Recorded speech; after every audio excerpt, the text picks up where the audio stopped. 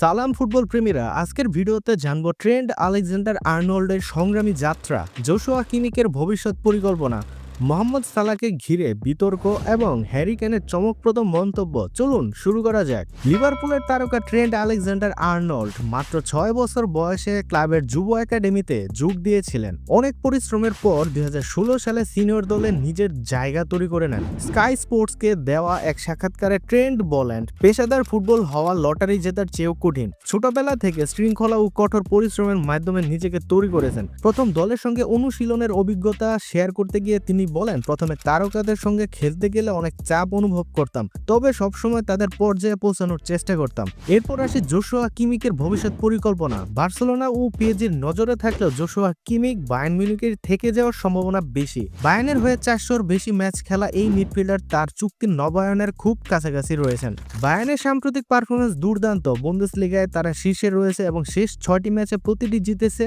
Clean sheet রেখে। কিমিকের উপস্থিতি তাদের জন্য অপরিহার্য। এদিকে মোহাম্মদ সালাহকে ঘিরে বিতর্ক।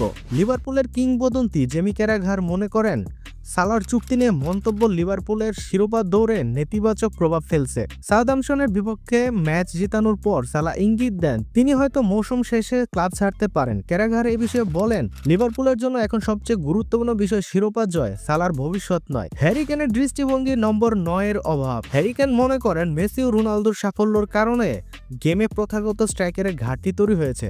নতুন প্রজন্ম তাদের মতো উইঙ্গার হতে বেশি আগ্রহী। হ্যারি কেন নিজে আদর্শ নাম্বার 9 স্ট্রাইকারের উদাহরণ। বায়ার্ন মিউনিখের হয়ে মাত্র 43 ম্যাচে বুন্দেসলিগায় 50 গোল করে তিনি আর্লিং হ্যালান্ডের রেকর্ড ভেঙেছেন। তিনি ব্রাজিলিয়ান কিংবদন্তি রোনালদোর তার অনুপ্রেরণা হিসেবে উল্লেখ করেন। ফুটবল দুনিয়ায় এইসব আকর্ষণীয় গল্প আপনাদের কেমন লাগলো কমেন্টে জানাতে ভুলবেন না।